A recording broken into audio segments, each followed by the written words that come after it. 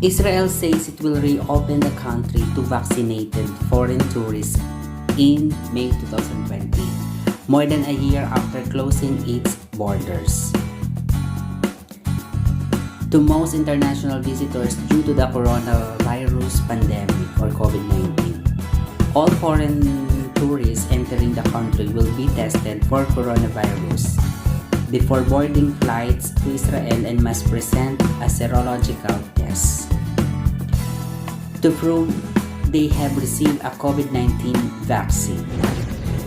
Yoram, Kinesis, microbiology and founding team member and consultant Omega, all this the diagnosing corona is in real time in the airport is an excellent means to be in control of the corona and enable at the long end reopening of the skies for incoming tourism and outgoing travelers.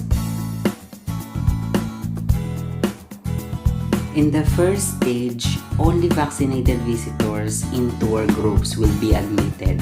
After closing its border to non-Israeli passport holders in March 2020, the Ministry of Tourism and the Ministry of Health have formed a plan which will allow the country to reopen cautiously to foreign tourists from next month. From May 23, foreign tourists will be allowed into Israel as part of organized tour groups and providing they have been vaccinated.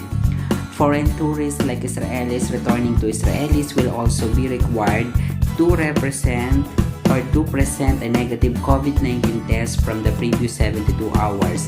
However, foreign tourists will also need to undergo a serology test at Ben Gurion Airport to ensure that they have been sufficient antibodies in their blood. The result of the thumb prick test will be provided within 15 minutes.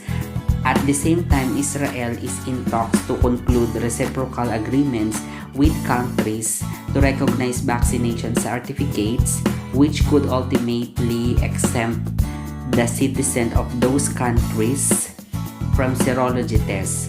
By focusing on organized tour groups, only Israel's tourist marketing will concentrate on religious groups, especially from US where the vaccination rollout has been strong.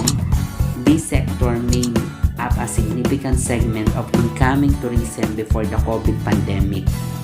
In the influx of a limited number of tour groups has no impact on the infection rate in Israel, then incoming tourism will be extended to individuals as well as the groups.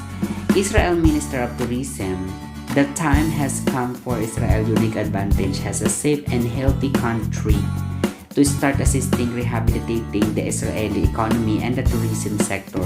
Only opening the skies for incoming international tourism will be genuinely revive the tourism industry, including restaurant, hotels, sites, tour guides, buses, and other looking to work and provided for their families.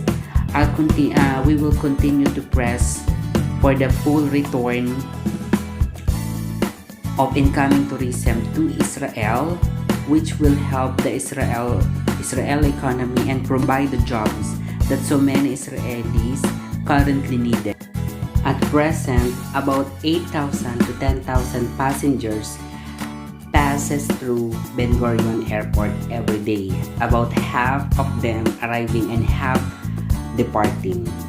Passenger traffic is restricted due to Ministry of Health social distancing requirements in the various areas of the airport. Even though the passengers are subsequently crammed into an aircraft, the Ministry of Health is considering is the 2-meter social distancing requirement so that the airport traffic can be increased.